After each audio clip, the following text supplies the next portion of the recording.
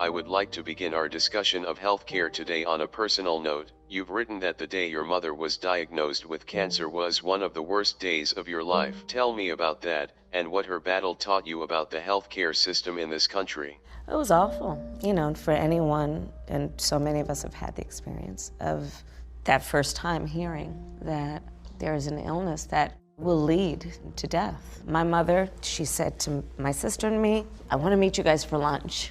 And she showed up at the restaurant wearing makeup. My mother never wore makeup. And her hair was blow dried. She was dressed up. And I looked at my sister, I said, what is going on? And my mother walked to the table and she took our hands and she said she'd been diagnosed with colon cancer. That was one of the worst days of my life, truly. Give me a second.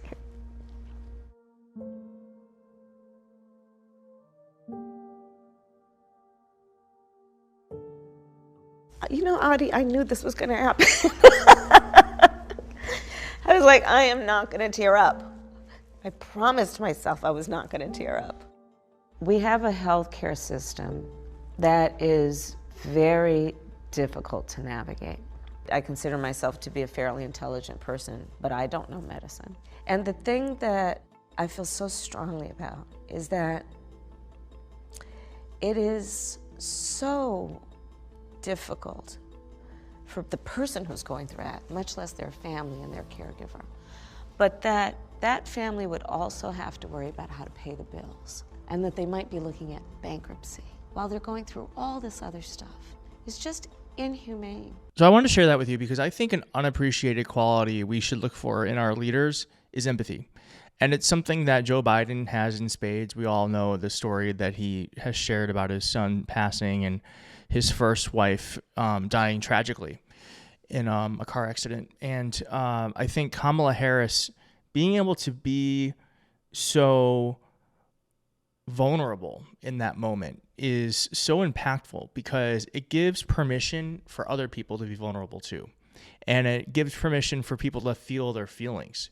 And I think we're in this kind of weird space right now, especially with people on the right, where having feeling or emotion or sympathy is perceived as weak. And I actually think being able to express emotion like that and feel deeply, so deeply that you have an uncontrolled response is one of the strongest characteristics we can have in a leader, because it means they're very in touch with all aspects of humanity.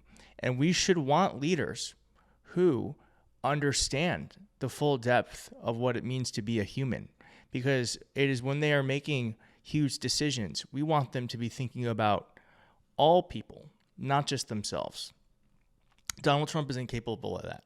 He's not. I hate to bring it back to him, but that's what this is about. This is an election between two people. One who, it appears, does not feel anything, and another who actually feels deeply. I want to vote for the person who knows what it's like to lose and can express that in a way that is authentic. So I posted this video on Twitter and actually did numbers because no one's had really seen it before. And I'm all about showing people stuff. I want people to see.